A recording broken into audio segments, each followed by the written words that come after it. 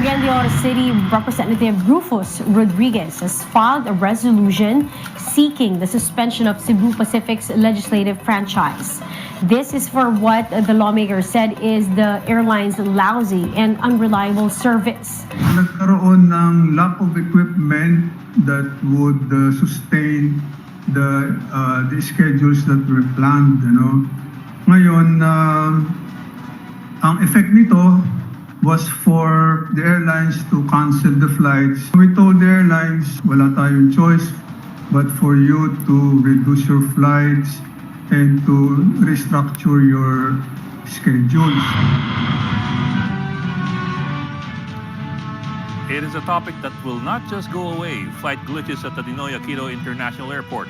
Passenger experience in the country's main gateway needs much improvement, and government is hoping that will come when NAIA is privatized. But is that all? And before that happens, what should airline and aviation industries do to keep up with growing air travel demands? We discuss in this episode of the Chiefs.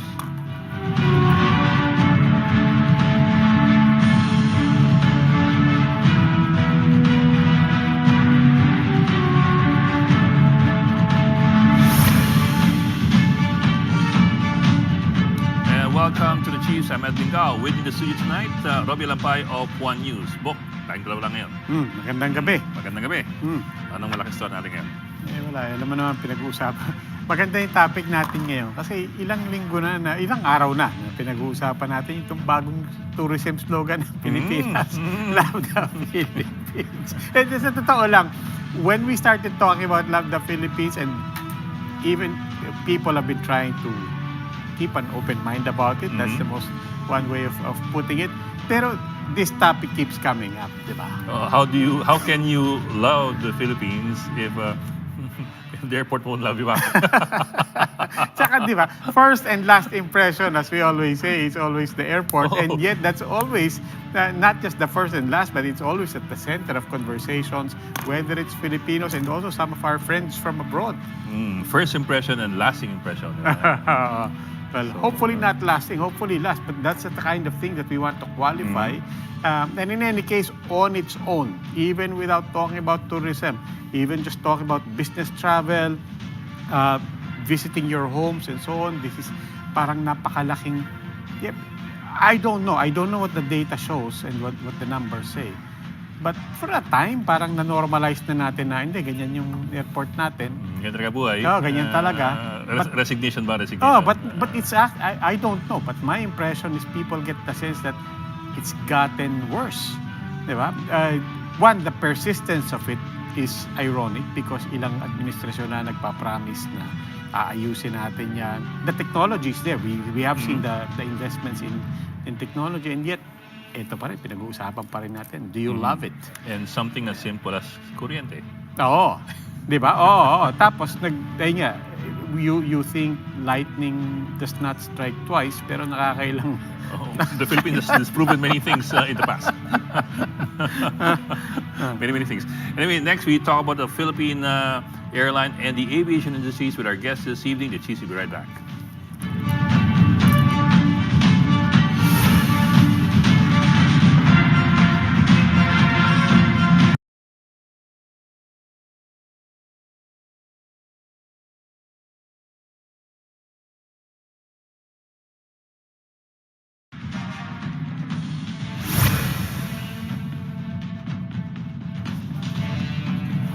And joining our discussion tonight, PRIMO MORILLO, convener of the Passenger Forum, and Patrick Roa, Vice Chairman and Director of the Asian Business Aviation Association.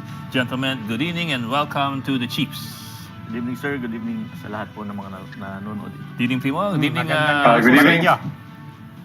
Yes, sir. Well, Thank you for having me. Thank you for joining us. Well, a lot of things on the table tonight. Let me start off with something as simple as privatization of NAIA, with all the glitches we've experienced in just a few months.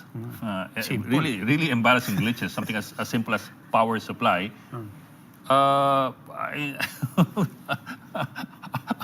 It's so broad, I don't know where to start. But are you satisfied that we're finally doing it right this time when we talk about privatization? PRIMO or Patrick, any of you can start. Is privatization the answer to this? Okay. Sa The Passenger Forum po, mahaba yung history ng mamamayang Pilipino dun sa privatization. And hindi necessarily maganda yung pagtingin ng tao. Pero kung sa airport po, open tayo dyan, basta po, una, dapat hindi po masyadong malaki yung pinag-uusapan natin na gagastusin ng private partner. Kasi, pangalawa, paano po nila yan babawiin? Papasa. Papasa po yan at ibig sabihin, terminal fee na naman po yan, natataas. And pangatlo, kung meron pong private partner, dapat ang ating gobyerno dito, yung mayroong track record sa papatayo, pag-aayos, pagmamanage ng airport. Mr. Patrick. Hi.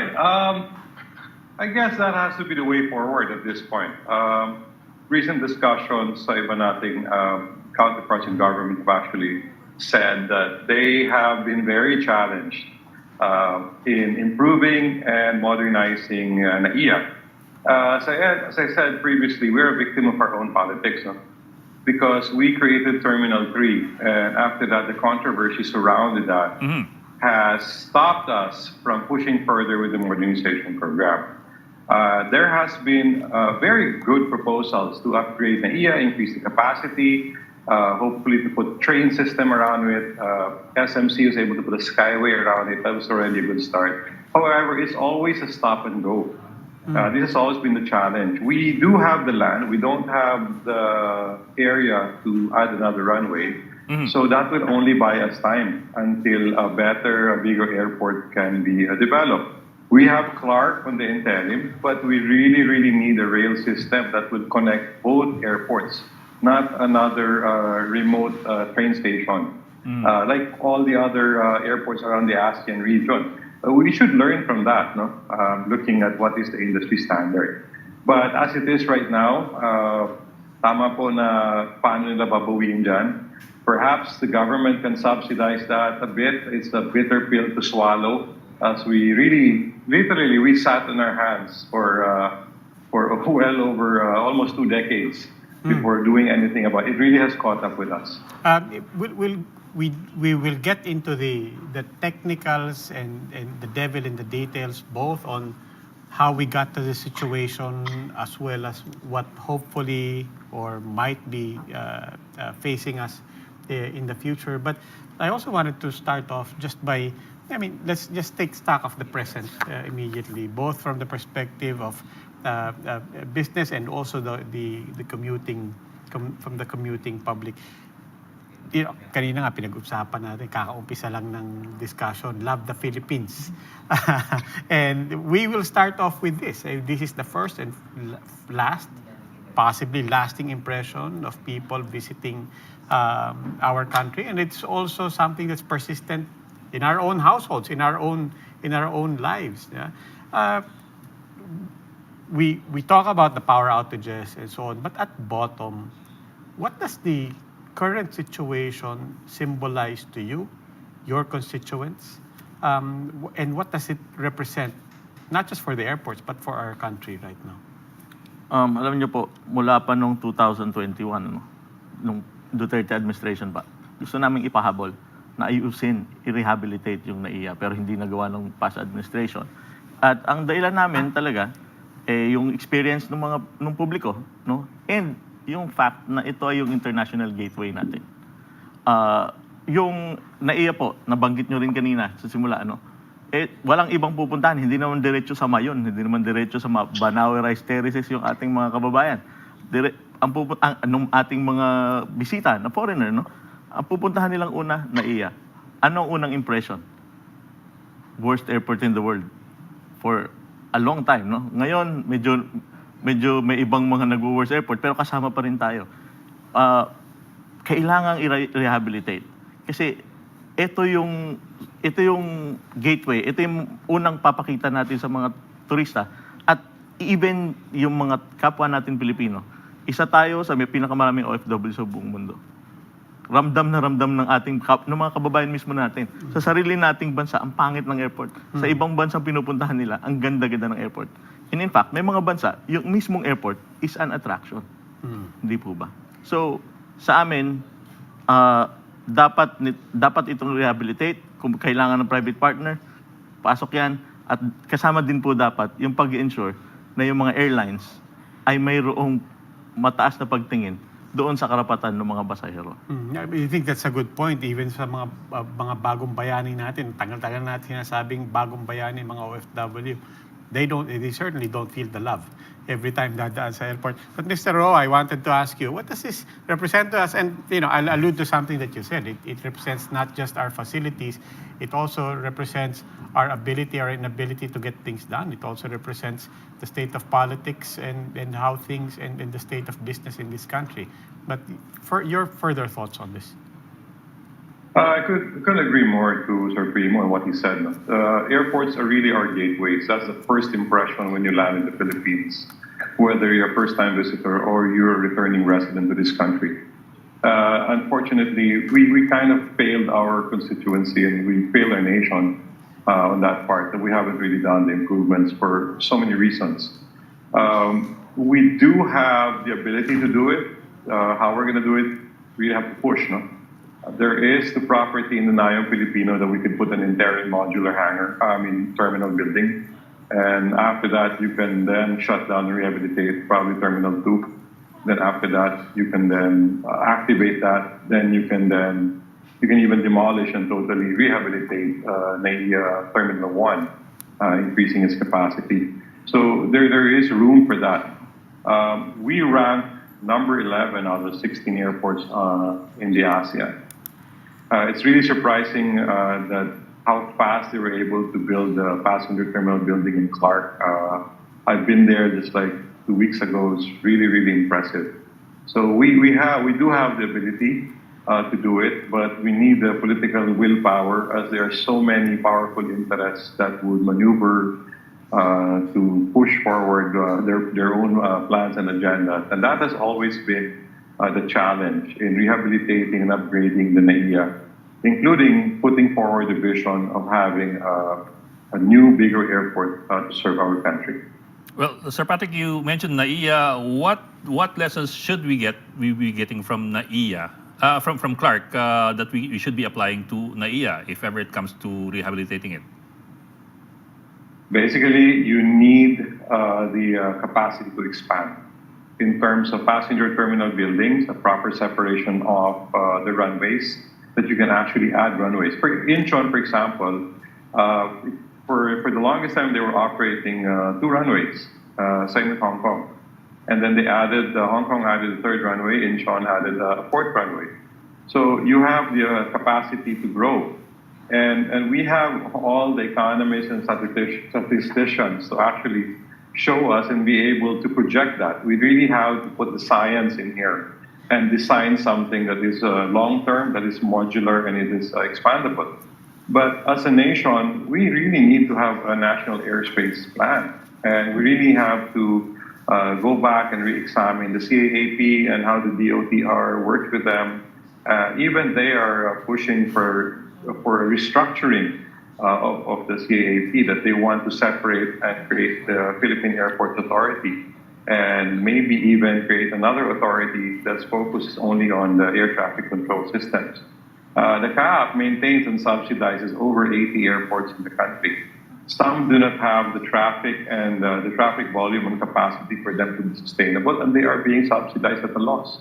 But there are those who also point out or who claim that there's a fatal old-fashioned flaw in the way our runways in NAIA are set up. You have intersecting runways, which effectively means that you can only use one runway at a time versus two parallel runways. But at the same time, you have a problem of what do you do? Can you build another runway there? Yeah, you have a good point on that one. That's a good question. We do have an intersecting runway, but we have the ability to have high-capacity single runway operations. There is also what we call LASO, land and hold short operations. But this is all dependent on the type of technology and radar systems and spacing that we would put in there.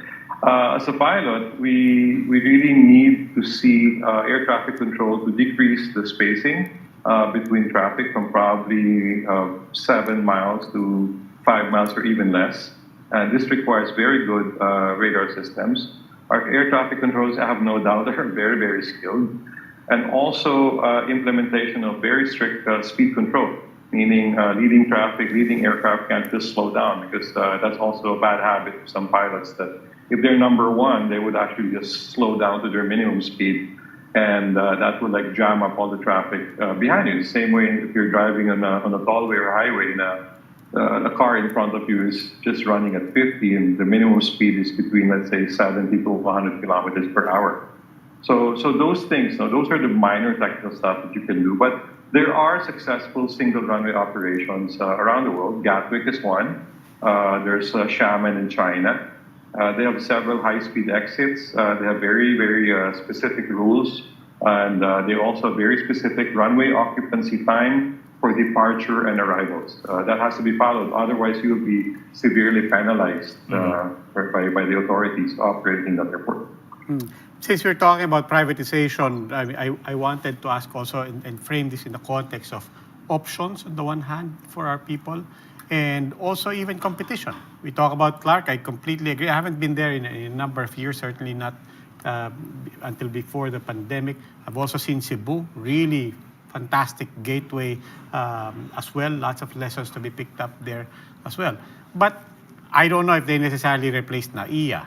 But just, I guess, by way of adding impetus to improving NAIA, how far can these facilities, let's say Clark and let's say Cebu for the Visayas at the very least, how far along are they that they can actually offer some viable campaign and alternative to both our domestic as well as international travelers, where we bring in an element of competition here and really take the business out of NAIA? Total, kung 4-hour check-in lang din naman ako sa NAIA, then there's an argument to be made, di ba, na mag-drive na lang ako sa Clark.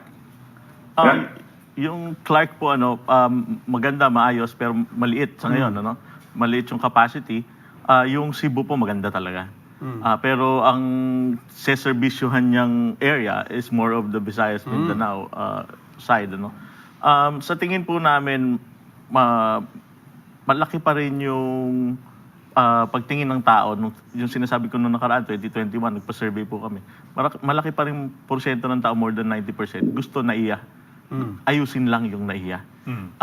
And isa pang mataas doon, more than 90% din, gawing possible na mag-commute yung tao papunta sa airport. At hindi obligado na mag-taxi, hindi obligado na mag-TNBS o mag-arkila ng sariling sasakyan o may sariling sasakyan. Ang kanina nabanggit ni Sir, magkaroon ng actual train na nandoon sa airport. Gustong-gusto ng tao yun. Actually, yun ang isang hindi ko maintindihan. Doon may terminal doon. Di ba doon diretso yung LRT? Hindi, pero bakit hindi dumiretso sa airport? Yun nga po eh. Yan yung mga ilan nung una naming kampanya para i-rehabilitate yung NAIA na lumabas, na sinasabi ng tao. Gusto namin ganito, gusto namin ganyan. And hindi sila naghahanap ng ibang airport eh. At least dito sa Luzon, Hindi sila naghahanap ng ibang airport. Ang antay nila, ayusin ninyo yung existing. Kasi alam nila, kapag naghanap ng bagong airport, ay napakatagal pa po niyan. Saka lalayo pa sila. Lalayo pa, tama po. At hindi rin natin alam, with the traffic that we have, yung NAIA na nasa loob ng NCR, ang hirap po puntahan, paano pa yung palabas? Mas magastos pa. Imagine, laki na ng gas, putang NAIA. Tama po. Imagine mo kung may flight ka sa panahon na may concert.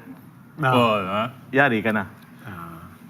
If I may add to that, tama po Sir Primo, we need robust mass transport systems when we plan our airports. I believe the Bulacan project already factored that in by having a tollway that would have linkages as well as train system. Hindi pwede you just build an airport per se and then you don't have the mass transport system.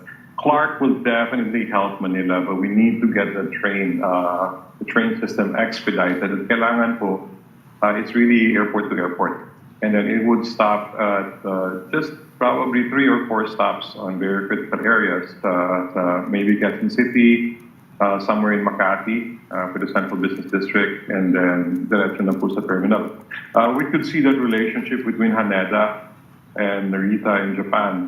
They have a Narita Express train that goes between the 2 points. As far as the masses are concerned, Syempre, hinahabol naman din nila is ticket price. But if you just have a 1-hour train ride to go to Clark, kukunin nila yon because it makes sense, nakakapasyal po sila doon, they can visit Clark as well, and it's just 1 hour. And the challenge naman din natin sa Manila is that we're a very high density city, and we do have so many traffic problems in itself. And the only way for us to be able to put the solution is we also really need to invest seriously with the mass transport system and upgrade and modernize our railways and then create the necessary linkages. We have all the studies available to support it, but we just really need the determination from our government stakeholders to put that into action and give us a very definite timeline to implement that. It will work, and then it will buy us time. Yeah. It will not 100% solve the problem. It will only buy us time because building an airport is not a 1 or 2 year project. No, it's not just you build a flat runway and you have a nice terminal building and you can operate. There are so many other systems to that. You have backup systems, you have airport lighting systems, navigational aids. You have a lot of moving parts in an airport, even your boarding tubes and things like that. Yeah, it seems inevitable to grant naman that every government not only say. I'd like to believe that they believe that they have the determination, as you said, Mr. Roa. But what stops the determination? In your experience, in your observation, what stops even a determined government from pushing ahead? Hindi rin po namin maintindihan. Sa totoo lang. Lalo na yung past administration, meron siyang pwedeng gawing legacy eh. Nangyari pa yung pandemic na wala masyadong, hindi nga wala masyado, wala talagang lumilipad. Yun yung panahon na pwede mo ayusin ang airport nung wala masyadong impact. Di ba? Pero hindi ginawa. Hindi namin talaga maintindihan. Bakit inipit? Meron ng meron ng actual na plano, pwede lang implement. We've had unsolicited bids, we've had consortiums coming forward, the private sector trying to step up. Just to recall some of the more recent histories. Mr. Roa, Let me be straightforward. Very powerful people with very strong interests, very influential people. Because so many times you would have a project going forward, it would be blocked by a court order. You can have a cease and desist order. And there would be times wherein a master plan would not be fully implemented because certain groups would have certain interests and they wanted revised to cater to them. It's where the horse trading happens and the compromises come in the way. At the end of the day, the Filipino suffers. As I said earlier, we need a national vision, a national airspace plan. The AFP has been successful in that with their defense modernization program. They had what they call horizons. First horizon, second horizon, third horizon. So that transcends administration changes. Because unfortunately for us, every 6 years, it's like we're rebuilding the nation. It's as if the country just came out of the water. We just occupied it the other day, and yesterday we erected a government. We keep trying to build a nation. We really have to have the vision to continue the previous administration's programs that are actually good and seize the prediction. No? The chief executive should also be legally bound to see them through. Not stop them and declare these things as, probably white elephants full of corruptions and all that. Yun po nangyari sa atin, no? We've had so many brilliant people who went into government. However, at the end of the day, stop go po pagdating sa implementation. And that crippled us. Now, the population has grown to over 100 million. And we're facing all these challenges. Plus, after the pandemic, our airlines have shrunk their fleet. And then we're going back to pre-pandemic levels, and we still have a pre-pandemic fleet number. And then the airports definitely have not been upgraded in capacity. Everything caught up on us. We painted ourselves to this point. Okay, now obviously fixing even an airport is not necessarily the entire national aviation plan that you're asking for. But nonetheless, let's talk about that. Finally, you have the DOTR, NEDA, national government, all saying the same things. We will privatize this. private sector has signaled, we're ready again. Ito na naman ang consortium namin. We're ready to step up to the plate. There's an invitation.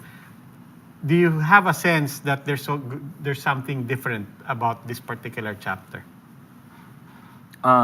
Tignan po natin yung nangyayari, ano. Merong bid na nandiyan, tas may unsolicited ng consortium. Ang ang hinahabol namin, huwag tayong tumingin doon sa, huwag natin kunin yung sobrang mahal. Kasi lagi namin binabantayan, teka lang, ano ba yung epekto nito? Eventually sa amin. Ano yung epekto nito sa pasahero? Ang numero uno may isip namin, gaano kataas ang itataas sa terminal fee? Di ho ba? Tapos, tignan din natin, gaano nito ina-accommodate yung mga hindi ganoon kayayaman na mga pasahero ng eroplano. No? Kaya kanina, pinag-usapan natin, mangyari na makapag-commute yung mga tao. Tapos, gaano din ito ina-accommodate yung mga kababayan natin na pag lumilipad, ay walang pambayad sa hotel malapit sa eroplano. No? Hindi yan kakaiba. Dahil hindi yan masamang pangarapin dahil ganyan ang ibang mga airports sa ibang mga bansa. Mayroong mga lugar na pwede ka talagang matulog nang hindi ka nagiging istorbo doon sa kailangang umupo dahil talagang tulugan yung area. No? Yan po yung perspective ng mga pasahero pagdating po sa pag-aayos ng ating airport. Ang lumilipad naman, hindi lang may mga jet setter eh. Diba? Tama po. Maraming lumilipad ng OFW eh. Tama po. Pati yung mga estudyante natin, mga nag-aaral dito sa Metro Manila, taga Visayas, taga Mindanao, lumilipad po yan. Bagamat malaki yung epekto sa kanilang budget, wala silang choice. Kailangan nilang gawin. In fact, ngayong nabanggit mo yan, it's not a coincidence na nagsulputan ng mga budget hotels dyan sa Pasay. Di ba? Hindi, it's not a coincidence that that's a flourishing Hindi, di ba? Hindi, but I'm talking about sa paligid ng airport. I'm saying this with a straight face, di ba?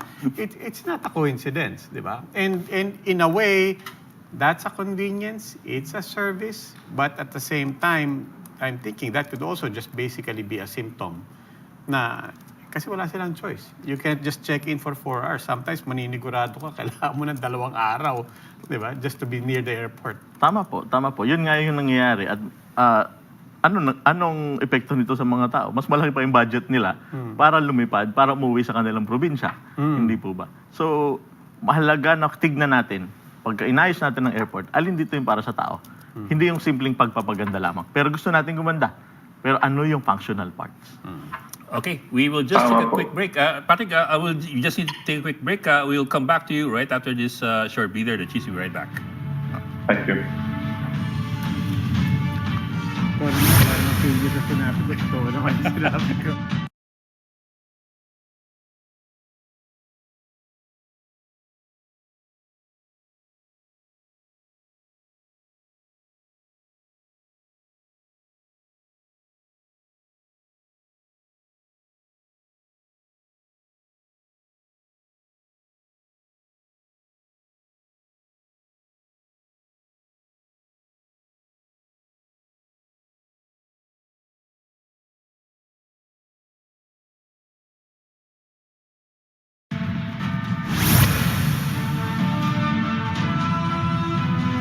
Still talking about the Philippine air travel options to us, the airport privatization. And for all of this, still with us, PRIMO Morillo of the Passenger Forum and Patrick Roa of the Asian Business Aviation Association. Mr. Roa, you wanted to jump in, I believe, earlier on. You were talking about the limited options that people have and really the symptoms of the dysfunction of the airport spilling over even beyond the airports.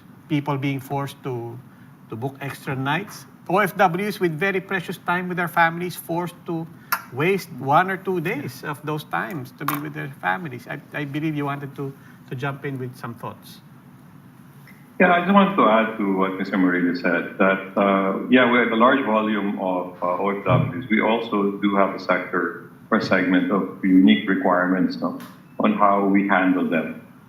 There are certain airlines that have increased their volume flying into Manila simply because of the sheer bookings that they have, the sheer capacity overload that they're getting from the OFW market in the Philippines. I mean, it's really big. It's not just the workers in the Middle East, even those in the maritime and then the cruise line support staff and crew members. Malaki po talaga. And my concern with privatization, again, goes back to the costs of how much will it cost per passenger, the terminal fee. Because like here in the Philippines, there's with the privatized airport, unfortunately, the first thing I noticed is the 500 peso burger. You want a large burger, usually like a Big Mac or a burger, the BK King, and you're hungry, and the cost would actually go up. It's like $10. Or the 150 peso siopaw. Exactly, the 150 peso siopaw. So I try to smuggle some in my bag so I can eat. So that is the downside to it. So we also really have to really carefully examine on what we can do. Of course, they're there to be sustainable, to also be profitable, so they can also maintain their airport and their project. But where do we strike the balance? Because like on the terminal fee, the breakdown of that, there's so many other agencies that have a part in the terminal fee. The Office of Transport Security, which is really necessary, the PNP Aviation, the CAAP, maybe probably even the local government. We have to really examine that, and we have to also look at, okay, where did this money go? How was it used? In the post audit, and they have to look into that. Do we reduce that and increase the cost of the rentals and all that? How does it affect the consumer? We have to really carefully look at that. There has to be a balance on what is sustainable to the builder and the operator, and what is also viable to the consumer or to the passenger. Ako gusto kong pag-usapan yun because other than the whole notion of privatization means it's not public money, we're using private funds, other than the principles of they are allowed to recoup their investments.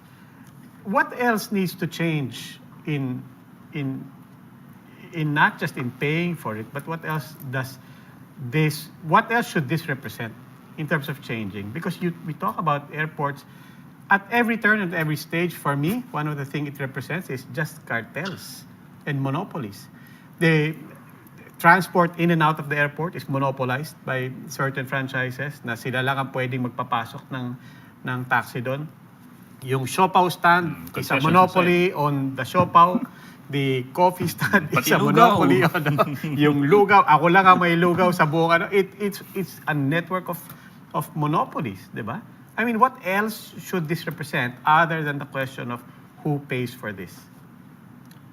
Well, pagka pumasok po tayo dyan, talagang maraming reklamo yung mga pasahero. Parang lilipad ako, hindi lang yung mahal na ticket yung iniisip ko.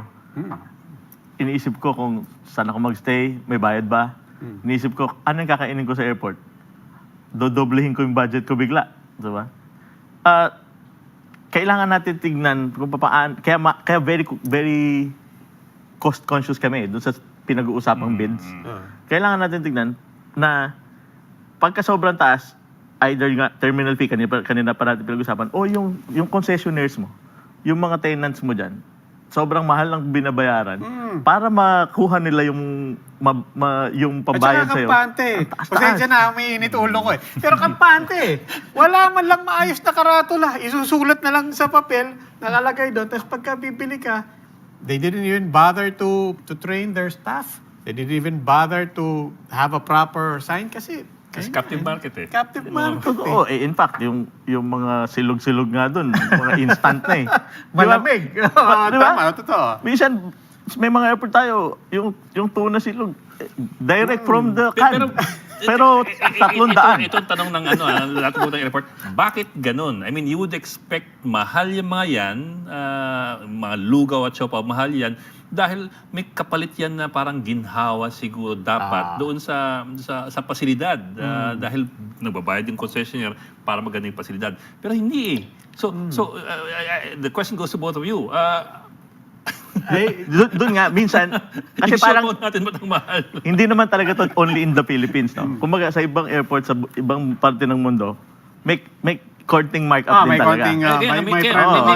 May tit for tat. Hindi palitan yan. I pay higher because I get better service as a whole. Ayun nga po. Pero ang problema, you pay higher, pero hindi mo naramdaman. Pero yun nga, to Mr. Roa, like I said, I don't mean to derail this, but at the level of, of how of how things should work, what does all of that represent, and what should that represent in terms of what actually needs to change? And it's not just about money. Well, we really need to start having a good imagination to come up with a good design of an airport. We need to also list down our wish list on what we want to see in these airports. Kasi mahal po yung mga food sa airport. But there are other airports, like in LA, it's almost $4 for a bottle of water that you can get for 97 cents outside or across the street.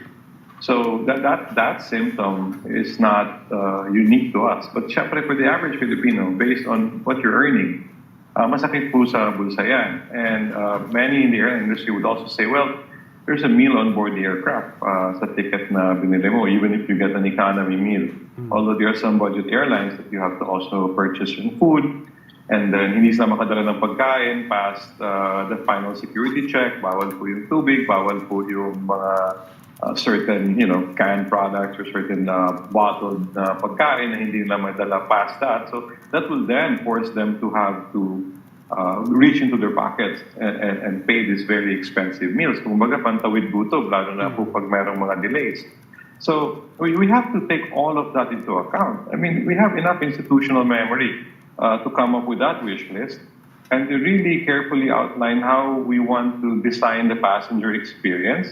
And we can also then, from there, then design how the passenger interface would be from the time you step off the curb until the time you step on board the aircraft. Pwede naman po yan. It will not be perfectly seamless, but it can be highly efficient, no?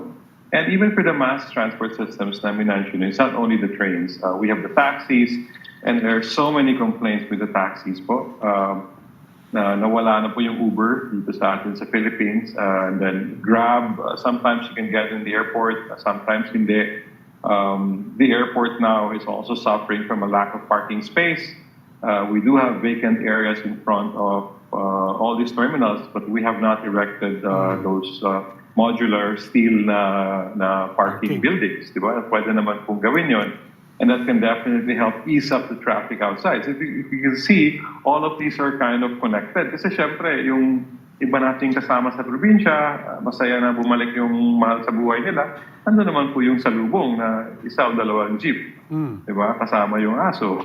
So everybody goes there. And because it is an adventure. It is a trip to go to the airport, see the airplanes, and visit your loved one. It is part of us as being Filipino.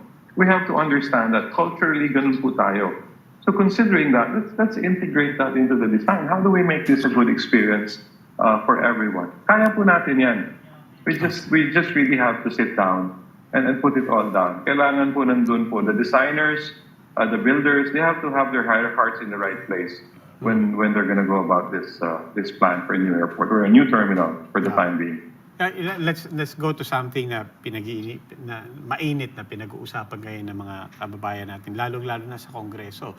They're starting to really show their own frustrations. In particular with Cebu Pacific, meron na ngayong mga umabot na sa usapan na baka matanggal lang kayo ng prangkisa kung hindi kayo umayos-ayos. But I want to be fair first, di ba?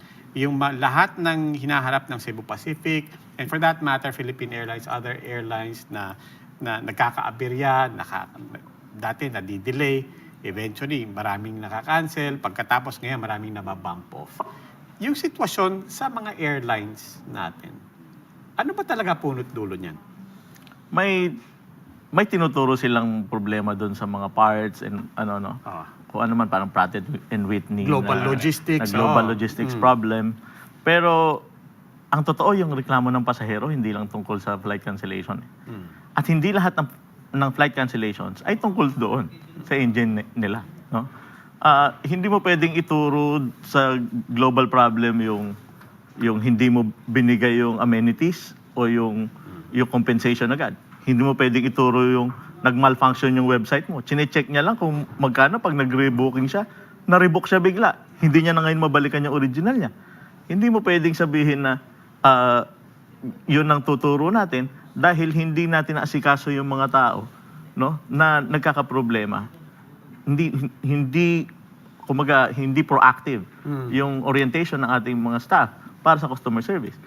Yung mga yan ay tingin namin nakaugat doon sa fact na parang wala naman kasing seryosong penalty, no? Kaya ang sa amin pinakamaganda sa lahat, ma-institutionalize po natin yung Air Passenger Bill of Rights, no? Nung sinimulan niya nung 2012, maganda, helpful po siya.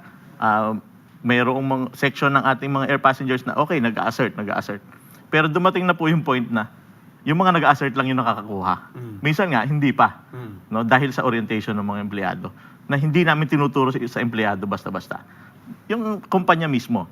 Ngayon, imbis po kasi na ang mangyari ay pagka natamaan lang yung mga VIP, saka lang natin pag-uusapan yung penalty. Mas maganda, nasa batas mismo. At ang isang nakikita po namin, dapat lagpas doon sa nakalagay sa Civil Aeronautics Act, lagpas doon sa Consumer Act. Kasi yun lang po, dahil nga joint AO lang ito, hanggang 5,000 lang po ang penalty sa pagkakaalam namin. Ayon doon sa dalawang batas na yun. Magkano lang ba yung 5,000? One-way ticket lang po yun on average. Yeah. Well, let me zoom in one particular issue na kininisan na marami. I understand that overbooking is globally allowed. I'm not sure if people understand why and what's the logic behind it being allowed. But maybe you can help us understand why is overbooking allowed to begin with when the name itself parang is it already sounds offensive. Overbooking. Yun nga, sabi ng mga eksperto, maganda mapaliwanagan din tayo ni Sir Patrick, inaalaw yung overbooking. Pero ang problema, dapat may cap, no? And maganda yung isang idea ni Senator Binay na pag sa panahon ng peaks, Christmas season, summer, long weekends, baka dapat bawal mag-overbook. Kasi more or less 100% nagpapakita yung mga tao eh. Kasi plano nila yan. Minsan matagal nilang pinlano yung mga trips na yan. So hindi dapat. Siguro all the other days, we can allow para naman etong mga airlines daw ay hindi daw po yan ganun ka profitable, ay makatubo sila. Though hindi ko alam kung hindi pa profitable yung billions na nakikita ko dun sa mga libro. Sir Patrick. Yeah, I see the problem as twofold. No? Let me break down my answers from the several things that were mentioned in the course of the discussion. First of all, when it comes to this issue on the global supply chain of the aircraft causing disruptions, I do agree it is happening. I was among those who were able to fly the Pratt & Whitney powered Airbus. These GTF engines, these are great engines, these are new. However, they do have reliability problems. They do have a lot of bugs. When they're working, they're fantastic. They offer up to almost 20% fuel savings with the airlines. They're much quieter. They're much more efficient. Increase the range of payloads, allows us to open new markets. However, the reliability issue has been plaguing the GTF particularly, the Pratt & Whitney geared turbofan, as it's called. It's been getting a meme as guaranteed to fail. It's a little bit unfair, and that has caused a disruption. Now, both Philippine Airlines and Cebu Pacific have have a considerable fleet, particularly Cebu Pacific is a considerable fleet, repleting based on the Pratt & Whitney engines. It allows them to, again, expand their market reach at the same time, lower down their costs. However, they're also affected by these problems. About a week ago, Pratt & Whitney has introduced a software fix to the digital flight control, engine control system. Hopefully, it's 32N73-0007, the number is correct. And they plan to put the software solution there.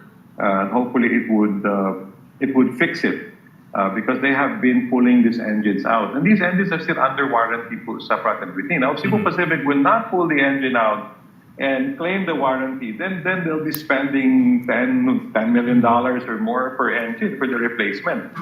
So yun po nangyari. Even the airlines in India, in Europe, in the United States, they're all experiencing the same thing with this particular engine. So the problem is twofold.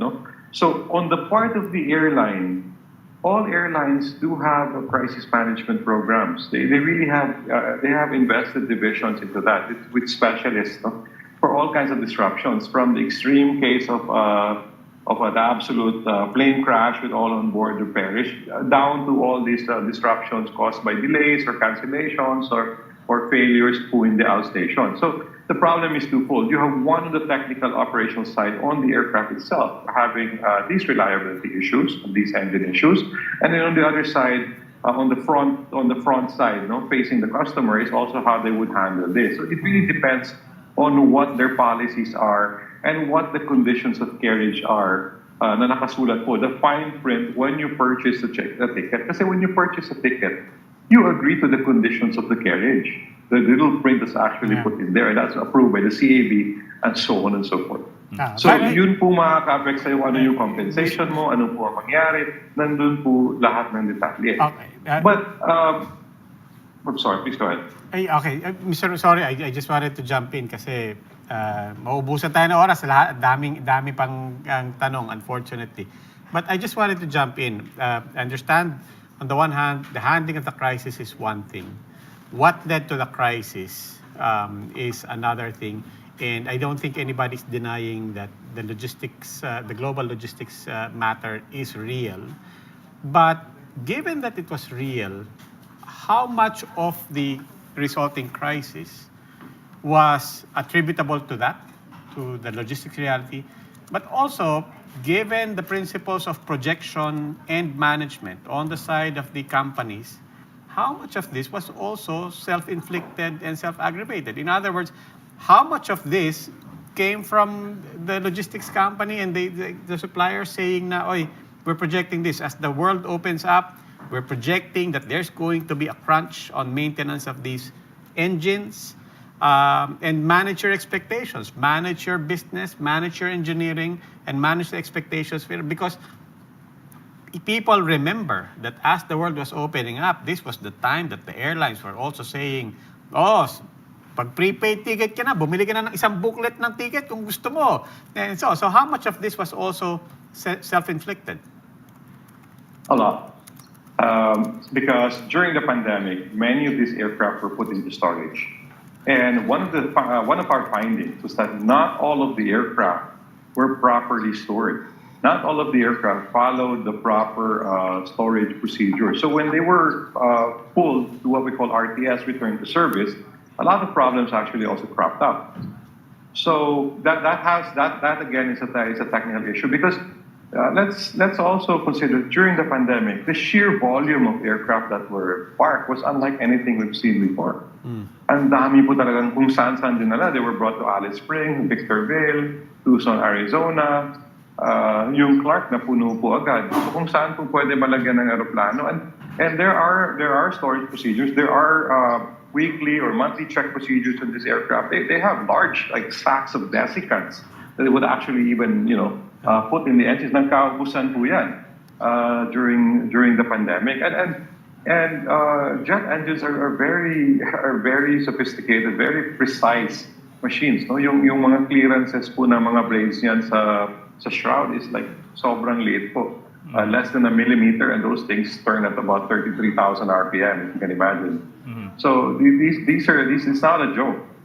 So definitely there was a struggle when they brought this back to service. And all airlines have contingency measures in place, as I mentioned. And in fairness to Cebu Pacific, though I did not work for them, I worked for their competitor. But there was one thing I really admired about them, is that their internal operating systems are unlike any other. They're to a global standard. I say that to a global standard. But however, one of the secrets to their success is also very high utilization of the aircraft, because that is how they're able to spread their fixed costs. Yeah. So that also came around and also came back to bite them. But what I know from the industry is that they are actually now getting more aircraft on short-term leases. May dumating na pong dalawa. I believe there's another 4 that would also be coming in. Meron po sila, they're very active in putting this stopgap. Because like I said, their operating system, their internal operating system is really, really very efficient.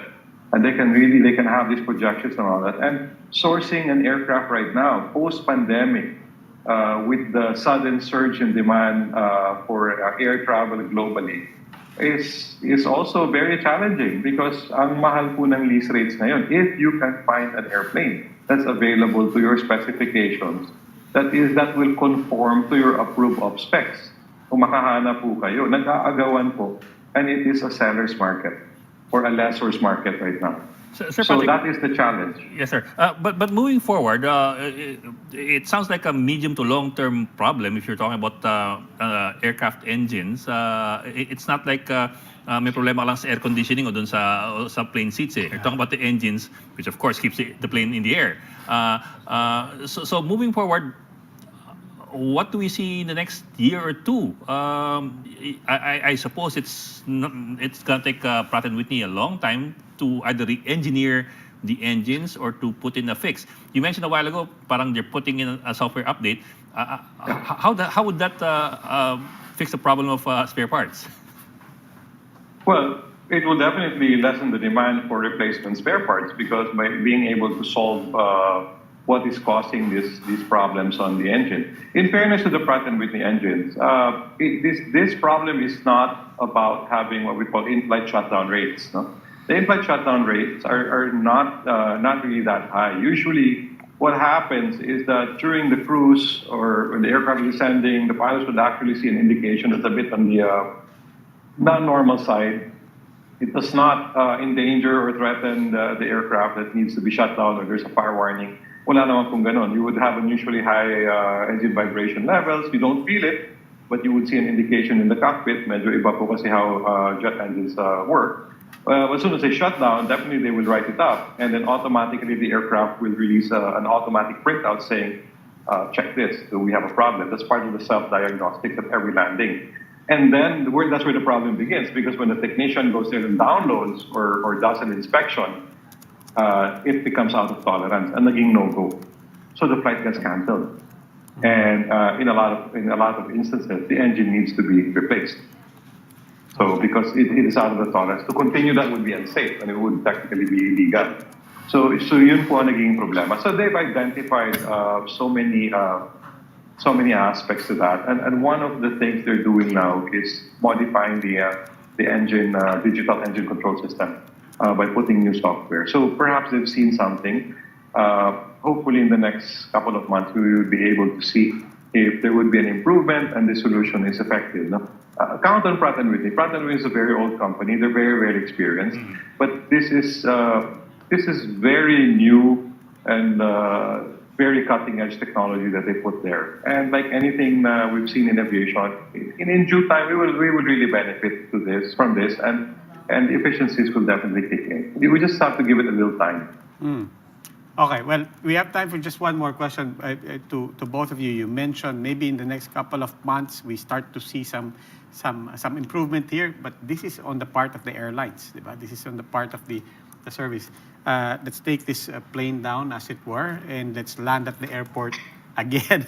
For everything that we've discussed, what can people expect? Yeah, we're talking about privatization. We're talking about fixing the airport. Obviously, this will take many, many years pa rin.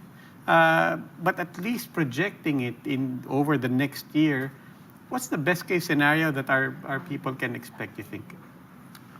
Kung hindi po natin ayusin yung airport, kung hindi po natin ayusin yung policies para ensure na yung mga airlines ay seseryosohin yung karapatan ng mga pasahero, hindi po mag-improve yung situation.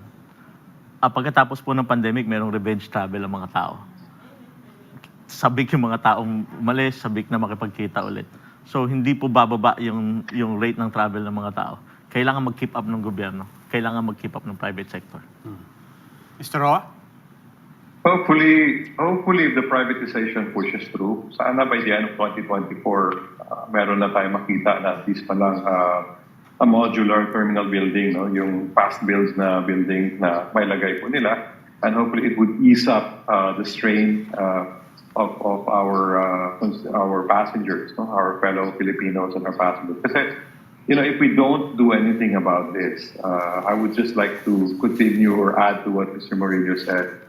We will suffer economically. The main airport is a gateway, and it is very, very crucial to our economic well-being. Kasi hindi lang po tao ang pumapasok, but also goods. We have cargo freighters coming in directly from China because of the e-commerce business. diretso po yan. We have other airports, we have other alternatives.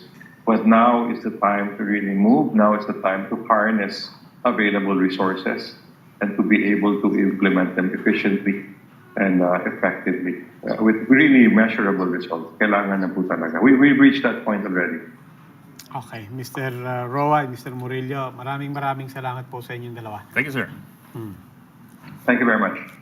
Primo Murillo po ng Passenger Forum and Patrick Roa of the Asian Business Aviation Association. And that is it for us, the Chiefs. We hope it was discussed. We'll keep the conversation going. Ako po si Robbie Alakpay. I'm Ed Lingao. We are One News, all sides, all the time.